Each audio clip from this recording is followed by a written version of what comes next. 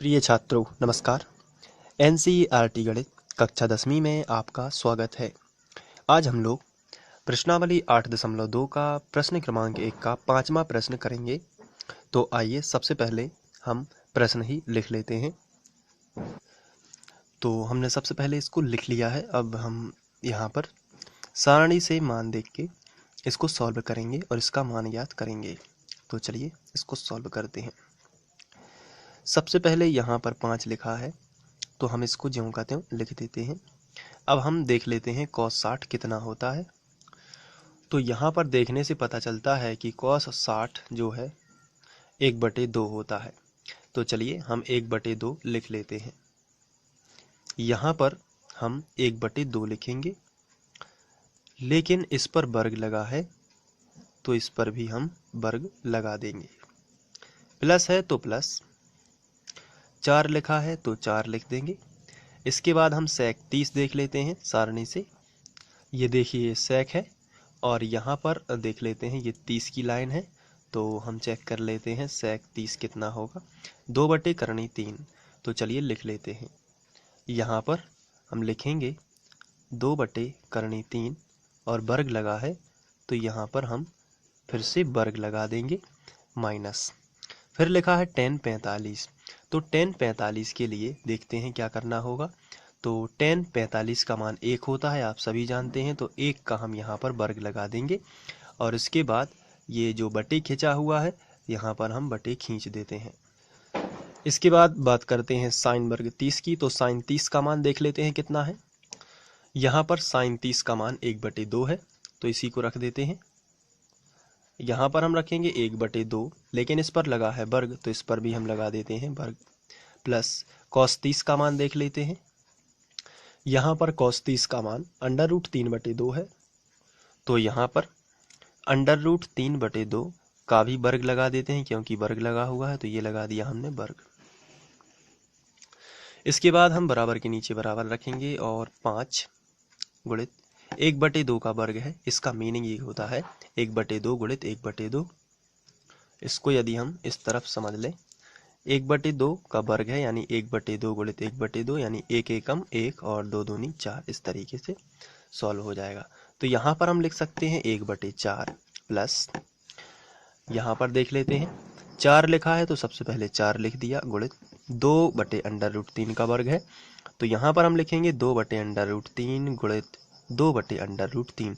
यहाँ पर वर्ग लगा है तो आपको ध्यान रखना है कि इसको 2 बार लिख के आपको रफ में देख लेना है। ऊपर ऊपर का गुणा करोगे तो 2 दूनी 4 और नीचे नीचे का गुणा करोगे तो 3 बाहर आ जाएगा। तो आपको मिलेगा 4/3। -1 का वर्ग 1 ही होता है और बटे लगा देते हैं। इसके बाद 1/2 का वर्ग फिर से 1/4 आ जाएगा और प्लस करनी 3/2 का वर्ग देख लेते हैं कितना आएगा। तो इसके लिए हम फिर से रफ पेपर का यूज करते हैं और करनी 3/2 का वर्ग निकाल लेते हैं। करनी 3/2 गुणित करनी 3/2। करनी 3 का करनी 3 में होगा तो 3 बाहर आ जाता है। जब भी समान संख्याएं करनी में हो और आपस में गुणा हो तो वो संख्या बाहर आ जाती है।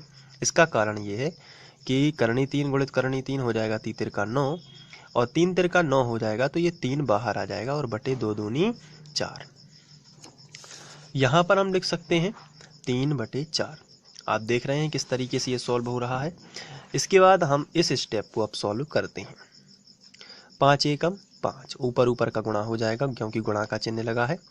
तो 5 एकम 5 और बटे में आएगा 4 प्लस 4 चौके 16/3 और -1 और इसके बटे में आएगा 1/4 प्लस 3/4। आगे देख लेते हैं। इसके बटे कुछ भी नहीं है तो 1 कर लिया।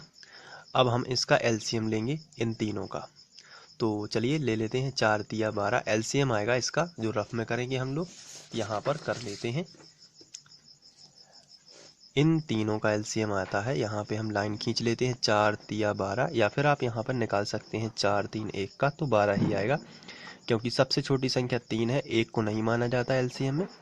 तो 3 इसमें भाग नहीं जाता तो ज्यों का त्यों, और 3 एकम 3 और 1 भी ज्यों का त्यों। फिर 4 एकम 4 हो जाएगा तो 3 1 1 आ गया नीचे। इसका मीनिंग ये है कि एलसीएम हो गया तो 4 तिया 12। अब 4 की दूनिया या 4 की टेबल आपको 12 में पढ़नी है, यानी 4 का भाग देना है 12 में। तो 4 तिया 12, कितनी बार गया? 3 बार।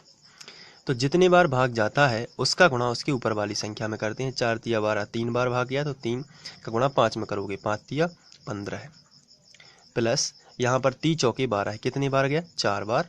4 का गुणा ऊपर वाले संख्या में करोगे तो 3 चौके 12 है, 4 बार गया है। 4 का गुणा इसमें करोगे तो 16 चौके 64, माइनस 1 का गुणा 12 में करोगे तो 12 बार जाएगा, 12 एकम, और 12 का गुणा उसके ऊपर वाली संख्या में, यानी 12 एकम 12 हो जाएगा। तो अब इनको जोड़ लेते हैं, 64 और 15 को जोड़ लिया, कितना आया देख लेते हैं। 5 और 4 9, 6 और 1 7, 79 आया। धन धन के एक तरफ जोड़ लेते हैं और उसमें से माइनस का घटा देते हैं, माइनस का 12 जो है वो घट जाएगा। तो 9 में से 2 चले जाएंगे तो मिलेगा 7, और यहाँ पर 7 में से 1 जाएगा तो मिलेगा 6, माइनस इस तरीके से। तो आप देख रहे हैं कि हमने इस तरीके से घटा लिया, तो हमें प्लस का 67 मिलेगा, क्योंकि प्लस की संख्या बड़ी थी। तो हम यहाँ पे लिखेंगे 67 बटे 12, ये बटे 12 जी हम कहते हो, यानी इतने का एलसीएम आता है 67 बटे 12 बटे, इसको कर लेते हैं सॉल्व। तो चलिए करते हैं। तो 1/4 और 3/4 का एलसीएम आएगा 4। तो 4 एकम 4, 1 बार गया, 1 का गुणा 1 में करोगे तो 1 आएगा, प्लस 4 एकम 4, 1 बार गया, 1 का गुणा 3 में करोगे तो 3। 3 और 1 कितना आया? 4/4, यानी कि इसका आंसर 1 आएगा। तो हम इसके बटे 1 लिख सकते हैं। तो इसका मतलब ये है कि इसके बटे में हम 1 लिख सकते हैं, तो 1 हटा भी सकते हैं, क्योंकि किसी भी संख्या के बटे में 1 माना नहीं जाता। तो 67 बटे 12 ज्यों का त्यों आंसर आ जाता है। इस तरीके से आप इसका आंसर कर लेंगे। इसके बाद हम लोग प्रश्नावली 8.2 में ही प्रश्न क्रमांक 2 जो है आगे वाले वीडियो लेक्चर में करेंगे। Thank you.